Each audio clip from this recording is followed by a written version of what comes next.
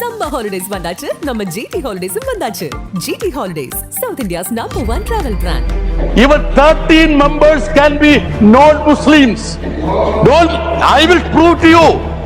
Let me tell you, Riju ji, what was the intention? वजीर दाखिला ने अपने बयान में कहा कि बोर्ड और कौंसिल जो होगा नहीं समझने का अगर प्रयास करता है उसको मैं नहीं समझा सकता। यह मूल्यवान संपत्ति धार्मिक या सामाजिक भलाई के लिए दान करता है। सरकार माई बाप, यानी कि जो सरकार होती है वो लोगों की माई बाप होती है। There was a right of non-Muslims also to make a waqf. Similarly, in Arur Singh versus Badr Deen, Lahore High Court upheld the right of a Hindu to make waqf of his property for a Muslim graveyard. By introducing sweeping changes in the governance and regulation of waqfs in India.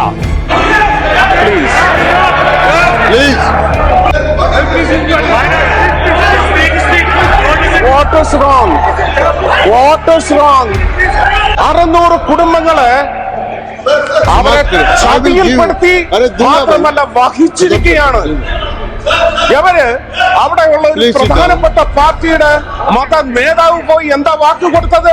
இப்ப நீங்க பார்த்த videos எல்லாம் மக்களவை மற்றும் மாநிலங்களவையில வக்பு திருத்த சட்டம் 2025 மீதான விவாதத்துல எம்பிக்கள் வைத்த ஆக்ரோஷமான வாதங்கள். இது ஒரு சில எம்பிக்களுடைய வீடியோஸ் மட்டும் தான் நம்ம கொடுத்துருக்கோம். இன்னும் ஏராளமான எம்பிக்கள் கடுமையான வாதத்தை இந்த சட்ட திருத்தத்தின் மேல வச்சிருக்காங்க. பாஜக அரசு கொண்டு வந்த இந்த வக்பு திருத்த சட்டம் 2025 மக்களவையிலும் மாநிலங்களவையிலும் நள்ளிரவு தாண்டி விவாதம் நடந்து வாக்கெடுப்பு நடத்தி நிறைவேற்றப்பட்டிருக்கு. ஒரு பக்கம் இந்த சட்டம் ரொம்பவே அவசியம். ஏன்னா வக்பு வாரியத்துல ஏழை இஸ்லாமியர்களுடைய சொத்துக்கள் எல்லாம் திருடப்பட்டுக்கிட்டு இருக்கு, வேற யாரும் அதை அனுபவிச்சுக்கிட்டு இருக்காங்க, அதெல்லாம் இதுல தடுக்கப்படும் அப்படின்னு ஒரு பக்கம் பாஜக மற்றும் அதன் கூட்டணி கட்சிகள் தரப்புல வாதம் வைக்கப்படுது. இன்னொரு பக்கம் அரசியலமைப்பு சட்டத்தின் ஆர்டிகல் 26 வழங்குற மத உரிமைகளுக்கு எதிராக இந்த சட்டம் இருக்கு. அது மட்டும் இல்ல, இஸ்லாமியர்களை 2ஆம் தர குடிமக்களா ஆக்குறதுக்கான ஏற்பாடு தான் இந்த சட்ட திருத்தம் அப்படின்னு சொல்லி எதிர்கட்சிகளும் இஸ்லாமிய அமைப்புகளும் குற்றச்சாட்டை வைக்கிறாங்க. அப்படி இந்த வக்பு திருத்த சட்டத்துல என்ன மாதிரியான திருத்தங்கள் எல்லாம் மேற்கொள்ளப்பட்டிருக்கு, அதனுடைய தாக்கம் எப்படி இருக்க போகுது அப்படிங்கறத பத்தி தான் இந்த வீடியோல நம்ம பார்க்க போறோம். இது டிகோட் பை வெங்கட்.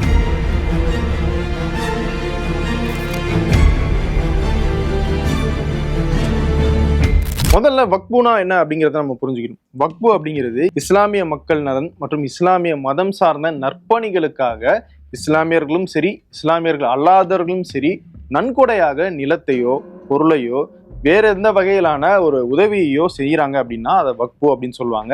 இந்த வக்புவின் கீழே வர இந்த சொத்துக்களை விற்க முடியாது. அது இஸ்லாமிய நற்பணிகளுக்காகவும் இஸ்லாமிய மக்களுக்கான பயன்பாட்டுக்காகவும் மட்டும்தான் பயன்படுத்தப்படும். அதை தவிர அந்த சொத்துக்களை வாடகைக்கு விடலாம். அதன் மூலமாக வர வருமானத்தை கொண்டு இஸ்லாமிய மதம் சார்ந்த நற்பணிகளை செய்யலாம். அப்படிங்கிறது தான் இந்த வக்புவினுடைய முழு அர்த்தம். அப்போ வக்பு அப்படிங்கிறது ஒரு மதம் சார்ந்த நிர்வாகமா அப்படின்னு கேட்டீங்கன்னா இல்ல. அது ஒரு அரசு சார்பில் அமைக்கப்பட்ட ஒரு ஸ்டாச்சுவரி பாடி அப்படின்னு சொல்லுவாங்க இல்லையா, சட்டத்தின்படி உருவாக்கப்பட்ட ஒரு அமைப்பு. வக்புவை பொறுத்த வரைக்கும் மாநில அளவுல ஒரு வக்பு வாரியம்னு ஒண்ணு இருக்கு, வக்பு போர்டுன்னு சொல்லுவாங்க. அதே மாதிரி எல்லா மாநிலங்கள்ல இருக்கிற வக்பு போர்டையும் ஒன்றிணைச்சு மேலிருந்து நிர்வகிக்கிறதுக்கு வக்பு கவுன்சில் அப்படின்னு சொல்லிட்டு மத்தியிலும் ஒண்ணு இருக்கு.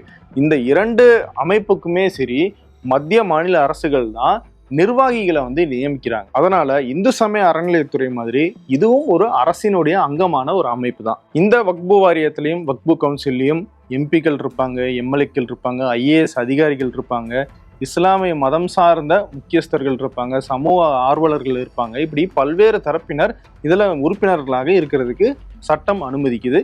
தமிழ்நாட்டை பொறுத்த வரைக்கும் TNPSC மூலமாக இதுல நியமனங்கள்லாம் நடந்துகிட்டு இருக்கு. இந்த வக்பு வாரியத்துக்கு இந்தியா முழுக்க 8.7 லட்சம் சொத்துக்கள் இருக்கிறதாகவும் இதனுடைய நில அளவு அப்படின்னு பார்த்தோம்னா 9.7 லட்சம் ஏக்கர் அளவுக்கு இருக்கும் அப்படின்னு சொல்றாங்க. ராணுவம் ரயில்வேஸ்க்கு அடுத்து வக்பு வாரியத்துக்கு தான் அதிகமான நிலம் இருக்கு, அதிகமான சொத்துக்கள் இருக்குன்னு சொல்லி பாஜகவினர் சொல்றாங்க. அந்த சொத்துக்கள் ஏகப்பட்ட முறைகேடு நடக்குது அப்படிங்கிற குற்றச்சாட்டையும் அவங்க வைக்கிறாங்க. ஆனா இன்னொரு பக்கம் இந்தியா முழுக்க இருக்கிற இந்து கோயில்களுக்கு எவ்வளவு சொத்து இருக்கு அப்படிங்கிற ஒரு கணக்கு நம்ம கிட்ட கிடையாது. ஏன்னா மாநில அளவுல இருக்கிற அறநிலையத்துறைகள் தான் அதை மெயின்டைன் பண்ணிட்டு இருக்காங்க. அப்படி இந்தியா முழுக்க இருக்கிற சொத்துக்களை எல்லாம் ஒன்னா கணக்கெடுத்து பார்த்தோம்னா அது எவ்வளவு வரும் அப்படிங்கிறது தெரியல. அப்படி இந்தியா முழுக்க இருக்கிற இந்து கோயிலினுடைய சொத்துக்கள் எல்லாம் எடுத்து பார்த்தோம்னா இதை விட அதிகமா இருக்கும் அப்படிங்கிறது தான் நிதர்சனமான உண்மை. சரி, விஷயத்துக்கு வருவோம். இந்த வக்ஃபு வாரியத்துக்கு 1995ஆம் ஆண்டு இயற்றப்பட்ட சட்டம் தான் வந்து ஒரு பேசிக் ஸ்ட்ரக்சரை வந்து கொடுக்குது. இப்போ பாஜக அரசு அந்த 1995ல் கொண்டு வரப்பட்ட சட்டத்தின் மேல ஒரு சட்ட திருத்தத்தை வந்து கொண்டு வந்திருக்காங்க. அதுதான் பெரிய பிரச்சனையை ஏற்படுத்துது. 2024ல் இந்த சட்ட திருத்தத்தை வந்து நாடாளுமன்றத்தில் தாக்கல் பண்ணும்போது கடுமையான எதிர்ப்பு வருது. அதனால நாடாளுமன்ற நிலைக்குழுக்கு வந்து அதை அனுப்புறாங்க. ஜெகதாம்பிகா பால் அப்படிங்கிற எம்பி தலைமையிலான அந்த நிலைக்குழு இதை வந்து எடுத்து விவாதிக்கிறாங்க. அதுல பாஜக தரப்புலையும் சரி, பாஜக கூட்டணி கட்சிகள் தரப்புலையும் சரி நிறைய வாதங்கள் வைக்கப்படுது. எதிர்கட்சிகள் தரப்புல கடுமையான கண்டனங்கள் வைக்கப்படுது. சில விஷயங்கள் எல்லாம் நீக்கணும்னு சொல்லி அவங்க நிறைய அமெண்ட்மெண்ட்ஸ் வந்து கொடுக்குறாங்க. அந்த விவாதத்தின் போதே கடுமையான பிரச்சனைகள் ஏற்பட்டுச்சு, வாக்குவாதங்கள்லாம் ஏற்பட்டுச்சு. அது பெரிய செய்தியாச்சு. ஒரு வழியாக இந்த விவாதங்கள்லாம் முடிஞ்சு பிப்ரவரி 2025ல் அந்த இறுதி அறிக்கை அப்படிங்கிறது தாக்கல் செய்யப்பட்டுச்சு. அதுக்கு கேபினெட் அப்ரூவல் கிடைச்சிச்சு. அந்த இறுதி சட்ட திருத்தம், இறுதி மசோதாவை தான் நாடாளுமன்றத்துல, மக்களவையிலையும் மாநிலங்களவையிலையும் மத்திய பாஜக அரசு வாக்கெடுப்புக்காக தாக்கல் பண்ணாங்க. அதுல நாங்க சொன்ன பல விஷயங்களை சேர்க்கல, எங்களுடைய கருத்தை அவங்க மதிக்கவே இல்லைன்னு சொல்லி எதிர்கட்சி எம்பிகள்லாம் வந்து சொல்லியிருக்காங்க.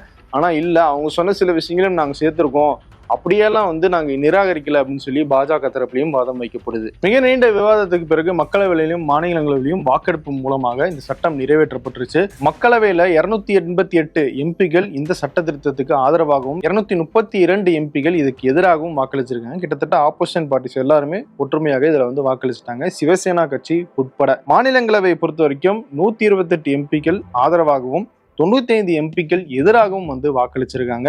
மக்களவை மற்றும் மாநிலங்களவையில தமிழ்நாட்டை பொறுத்த வரைக்கும் திமுக கடுமையான எதிர்ப்பை வந்து பதிவு பண்ணியிருக்காங்க, எதிர்த்தும் வாக்களிச்சிருக்காங்க. மாநிலங்களவை பொறுத்த வரைக்கும் அதிமுக எம்பிக்கள் பாஜகவோட கூட்டணி போறதாக இருந்தாலும் இந்த மசோதாவுக்கு எதிராக வாக்களிச்சிருக்காங்க. இன்னொரு பக்கம் அன்புமணி ராமதாஸ் வாக்களிக்காம அட்டண்டன்ஸே போடாம விட்டுருக்காரு. அதிமுகவோட நிலைப்பாடு தான் புரிஞ்சிக்க முடியல. ஒரு சட்டம் சரியில்லை அப்படின்னு சொல்லி அதுக்கு எதிராக வாக்களிக்கிறாங்க. அந்த சட்டத்தை கொண்டு வர கட்சியோட இவங்க போய் கூட்டணி வைக்கிறாங்க. இது எந்த அளவுல ஒரு ஆரோக்கியமான அரசியல் அப்படிங்கிறது புரியல. முதலமைச்சர் ஸ்டாலின் இந்த சட்ட திருத்தத்தை எதிர்த்து திமுக சார்பில் நீதிமன்றத்தை நாடுவோம் அப்படின்னு சொல்லியிருக்காரு. கருப்பு பேட்ஜ் அணிஞ்சு கண்டன தீர்மானத்தையும் சட்டமன்றத்தில் நிறைவேற்றினாங்க. இதுதான் இந்த விவகாரத்துல நடந்த விஷயங்கள். சரி, இப்போ அந்த சட்ட திருத்தத்துல என்ன மாதிரியான விஷயங்கள் எல்லாம் சேர்த்திருக்காங்க, எதையெல்லாம் நீக்கியிருக்காங்க அப்படிங்கிற அந்த முக்கியமான இடத்துக்கு வருவோம். முதல்ல இந்த வக்ஃபு வாரிய சட்ட திருத்தம் அப்படிங்கிற அதனுடைய பேரையே வந்து இவங்க மாத்திருக்காங்க. என்னன்னு மாத்திருக்காங்கன்னா unified Waqf management empowerment efficient development act 2025 அப்படின்ற அந்த பேருக்கு வந்து மாத்திருக்காங்க. அடுத்தது வக்ஃபு பை யூசர் அப்படிங்கிற ஒரு முக்கியமான விஷயத்த இதுல இருந்து நீக்கி இருக்காங்க. அதாவது இந்த வக்ஃபு பை யூசர்னா என்னன்னா, பல நூற்றாண்டுகளுக்கு முன்னாடி நன்கொடையாக கொடுக்கப்பட்ட நிலங்களுக்கு போதிய ஆவணங்கள் இருக்காது. அப்பெல்லாம் வந்து வாக்குறுதி ரீதியாக, வாய் வார்த்தையாக, ஒரு பரிசாக இந்த நிலத்துல நீங்க எடுத்துக்கங்க அப்படின்னு சொல்லி கொடுத்துருவாங்க. அந்த நிலங்களை எல்லாம் இஸ்லாமிய மதம் சார்ந்த, இஸ்லாமியர்கள் நலன் சார்ந்த விஷயங்கள் அந்த இடத்துல நடந்துகிட்டே இருந்திருக்கும். இதை வக்ஃபு வாரியம் வந்து மெயின்டைன் பண்ணிட்டே இருந்திருப்பாங்க. அந்த இடங்களை எல்லாம் வக்ஃபு பை யூசர், அதாவது பயன்பாட்டின் அடிப்படையில இதெல்லாம் வக்ஃபு நிலம், இவ்வளவு ஆண்டுகளாக இவங்க பயன்படுத்தியிருக்காங்க, அதனால இது அவங்களுக்கான சொந்தமான இடம் அப்படின்னு சொல்லி அறிவிக்கிறது தான் இந்த வக்ஃபு பை யூசர் அப்படிங்கிற ஒரு முக்கியமான பாயிண்ட். அந்த வக்ஃபு பை யூசர் அப்படிங்கிற அந்த விஷயத்த இந்த சட்ட திருத்தத்துல நீக்குறாங்க. இதன் மூலமா என்ன ஆகும்னா, பல ஆண்டுகளாக ஆவணம் இல்லாம இந்த வக்ஃபு வாரியத்தின் கீழே இருக்கிற நிலங்கள் எல்லாம் இனிமேல் வந்து ஒரு டிஸ்பியூட்டுக்கு வரும். இது வந்து அவங்களுடைய நிலமா இல்ல அரசினுடைய நிலமா அப்படிங்கிற ஒரு பாயிண்ட்டுக்கு வரும். இதுல என்ன சிக்கல்னா, இந்த ஆவணம் இல்லாத வக்ஃபு நிலங்கள் பல ஆண்டுகளாக யூஸ் பண்ணிட்டு இருக்காங்கல்ல, அது பல இடங்கள்ல இறந்த இஸ்லாமியர்களுடைய உடலை அடக்கம் செய்யறதுக்கான ஒரு இடமாக இருந்துகிட்டு இருக்கு. அந்த அடிப்படையில பார்த்தோம்னா இந்த அடக்கம் செய்யற இடங்கள் எல்லாம் இனிமேல் வந்து பிரச்சனைக்குள்ளாகும் அப்படிங்கிற ஒரு குற்றச்சாட்டை எதிர்கட்சிகளும் இஸ்லாமிய அமைப்புகளும் வைக்கிறாங்க. எங்களுக்கு வாழும்போது தான் இந்த நாட்டில் வந்து நிம்மதி இல்லை, எங்களுடைய உரிமைகள்லாம் பறிக்கிறீங்க, நாங்கள் இறந்ததுக்கு பிறகாவது எங்களுடைய உரிமைகளை கொடுங்க அப்படிங்கிறதான் இஸ்லாமிய அமைப்புகளுடைய குரலா இருக்கு. அடுத்ததாக வக்ஃபுவுக்கு நிலமா வந்து நன்கொடையா கொடுக்குறாங்க, இல்ல ஒரு பொருளை வந்து நன்கொடையா கொடுக்குறாங்கன்னா அவங்க இஸ்லாமியர்களாக மட்டும்தான் இருக்கணும் அப்படிங்கிற ஒரு சட்ட விதியும் இதுல சேர்க்கப்பட்டிருக்கு. அது எப்படி சேர்த்திருக்காங்கன்னா, வக்ஃபுவுக்கு நன்கொடை கொடுக்குறவங்க கட்டாயமாக 5 ஆண்டுகள் இஸ்லாம் மதத்தை பின்பற்றுவராக இருக்கணும் அப்படிங்கிற ஒரு முக்கியமான கட்டாயத்தை வந்து இதுல ஏற்படுத்தியிருக்காங்க. இதுக்கும் இஸ்லாமியர்கள் தரப்புல வந்து கடுமையான எதிர்ப்பு வந்திருக்கு. ஏன்னா இஸ்லாமிய மதத்துக்காக பல்வேறு மதத்தை சேர்ந்தவங்க வந்து நன்கொடை கொடுத்துக்கிட்டு இருக்காங்க. அதை தடுக்கிற வகையில இருக்கு ஒண்ணு. 2வது, 5 ஆண்டுகள் ஒருத்தர் இஸ்லாமியரா இருந்தாரு அப்படிங்கிறதுக்கு என்ன மாதிரியான ஆதாரத்தை கேட்பீங்க அப்படிங்கிறது தான் முக்கியமான கேள்வி. அதுக்குதான் அசதுதீன் ஓவைசி என்ன சொல்றாருன்னா, என்ன தாடி வச்சிருந்தா வந்து அவர் இஸ்லாமியர்னு சொல்லுவீங்களா, இல்ல கிளீன் ஷேவ் பண்ணியிருந்தா அவர் இஸ்லாமியர்னு சொல்லுவீங்களா, எந்த அடிப்படையில் நீங்க ஒருத்தர் இஸ்லாமியர்னு சொல்லுவீங்க? அங்கேயே நிறைய கன்ஃபியூஷன் இருக்கு அப்படிங்கிறது தான் அவர் வைக்கிற வாதம். இன்னொரு வகையில இஸ்லாமிய மதத்துக்கு கன்வெர்ட் ஆகி வரவங்க இந்த மாதிரி நன்கொடைகள் செய்யணும் அப்படின்னு விரும்புறாங்கன்னா அவங்க நன்கொடை செய்யறது தடுக்கிற வகையில இருக்கு இந்த சட்ட விதி. ஒரு 5 ஆண்டுகள் அவர் வெயிட் பண்ணணும் அப்படின்னா அது வரைக்கும் அவருடைய சொத்துகள் வந்து வேற ஏதாவது ட்ரஸ்ட்டுக்கு எழுதி வைக்க கூட வாய்ப்பு இருக்கு. ட்ரஸ்ட்டுக்கு எழுதி வச்சா அந்த நிலத்தை வித்து காசாக்கிக்கலாம். ஆனா வக்புக்கு கொடுத்தா அதை விற்க முடியாது, மத பணிக்கு மட்டும்தான் பயன்படுத்த முடியும் அப்படிங்கிற ஒரு கட்டாயம் இருக்கு. அதனால ஒட்டுமொத்தமா வக்புக்கு சொத்துக்கள் வரக்கூடாது, நன்கொடைகள் வரக்கூடாது அப்படிங்கிறதுல இந்த சட்ட திருத்தம் ரொம்ப முக்கியமான கவனம் செலுத்துதுன்னு சொல்றாரு அசதுதீன் ஓவைசி. அடுத்த முக்கியமான விஷயம், இந்த வக்பு வாரியம் மற்றும் வக்பு கவுன்சிலினுடைய நிர்வாக குழுவுல இஸ்லாமியர் அல்லாதவர்களை சேர்க்கறதுக்கான ப்ரொவிஷனை கொண்டு வருது. இதுக்கு கடுமையான எதிர்ப்பை எதிர்க்கட்சிகளும் இஸ்லாமிய அமைப்புகளும் வந்து பதிவு பண்ணியிருக்காங்க. குறிப்பா வக்பு கவுன்சில்ல 2 பேர் கட்டாயமாக இஸ்லாமியர் அல்லாதவர்களாக இருக்கணும் அப்படின்றத சொல்லியிருக்காங்க. அது மட்டும் இல்ல, எம்பிக்கள், நீதிபதிகள், முக்கியமான நபர்கள்னு சிலரை வந்து நியமிப்பாங்க. அவங்களும் இஸ்லாமியர்களாக இருக்க வேண்டும் அப்படிங்கிற கட்டாயம் இல்லை அப்படிங்கிறதையும் கொடுத்துருக்காங்க. அது மட்டும் இல்ல, இந்த பட்டியல்ல கண்டிப்பாக 2 இஸ்லாமிய பெண்கள் நிர்வாக குழுல இருக்கணும் அப்படிங்கிறதையும் சொல்லியிருக்காங்க. மத்திய அரசு சொல்றது என்னன்னா 2 பேர் மட்டும்தான் நாங்க இஸ்லாமிய அல்லாதவர்களாக சேர்க்கணும்னு நாங்க சொல்றோம்னு சொல்றாங்க. ஆனா எதிர்க்கட்சி என்ன சொல்றாங்கன்னா இது சும்மா, ஏன்னா 2 இஸ்லாமிய அல்லாதவர்கள், அது போக எம்பிக்கள், நீதிபதிகள் இவங்கெல்லாம் இஸ்லாமியர்களாக இருக்கணும்ன்ற அவசியம் இல்லை. அப்படி இருக்கும்போது இவங்களை நியமிக்கிறது யாரு? கவுன்சிலை பொறுத்த வரைக்கும் மத்திய அரசு நியமிப்பாங்க, வாரியத்தை பொறுத்த வரைக்கும் மாநில அரசு நியமிப்பாங்க. இப்போ பாஜக ஆளும் மாநில அரசு கண்டிப்பா ஒரு எம்பியோ நீதிபதியோ அந்த இடத்துல நியமிக்கணும்னா தேர்ந்தெடுத்து இஸ்லாமியர்கள் அல்லாதவர்கள் தான் நியமிப்பாங்க. அதனால வக்பு கவுன்சிலையும் வக்பு வாரியத்திலையும் சரி இஸ்லாமியர் அல்லாதவர்களுடைய ஆதிக்கம் அதிகமாகிறதுக்கான வாய்ப்பு இருக்கு. இது அவங்க எடுக்கிற முடிவுகள்ல பெரிய பாதிப்பை ஏற்படுத்தலாம் அப்படின்னு சொல்லிட்டு எதிர்க்கட்சிகளும் இஸ்லாமிய அமைப்புகளும் வந்து கண்டனம் தெரிவிக்கிறாங்க. ஆனா மத்திய அரசோ அமித்ஷாவோ என்ன சொல்றாங்கன்னா எங்களுக்கு இஸ்லாமியர்கள் அல்லாதவர்களை அங்க நியமிக்கணும் அப்படிங்கிற எண்ணம் கிடையாது, அப்படியெல்லாம் நாங்க எதுவும் பண்ண மாட்டோம் அப்படின்னு வாய் வழியாக சொல்றாரு. ஆனா சட்டத்துல அதுக்கான இடம் இருக்கு. நம்ம சட்டத்தை நம்புறதா இல்ல அமித்ஷா கொடுக்கிற வாக்குறுதியை நம்புறதா அப்படிங்கிறது தான் எதிர்க்கட்சிகள் எழுப்புற கேள்வி. ஏன்னா இவங்களுடைய வாக்குறுதி பின்னால என்ன ஆகும் அப்படிங்கிறது எல்லாருக்குமே தெரிஞ்ச விஷயம் தான். மாநிலத்துல வக்பு வாரியத்தை பொறுத்த வரைக்கும் மாநில அரசால எம்பிக்கள், எம்எல்ஏக்கள், பார் கவுன்சில் உறுப்பினர்கள், நீதிபதிகள் நியமிக்கப்படுவாங்க இல்லையா? 2 பேர் நியமிக்கப்பட்டாங்கன்னா அதுல ஒருத்தர் இஸ்லாமியர்கள் அல்லாதவர்களாக இருக்கணும் அப்படிங்கிறதையும் இந்த சட்ட திருத்தம் சொல்லுது. அது போக 2 பேர் கட்டாயமாக இஸ்லாமியர்கள் அல்லாதவர்கள் இருக்கணும் அப்படிங்கிறதையும் இதுல சொல்றாங்க. இந்த விஷயம் இன்னொரு வாதத்தையும் ஏற்படுத்தி இருக்கு. சமீபத்துல தஞ்சாவூர் பக்கத்துல ஒரு கோவில்ல நர்கிஸ் கான் அப்படிங்கிறவர் இந்து சமய அறநிலையத்துறையால ஒரு நிர்வாகியாக நியமிக்கப்படுறாரு.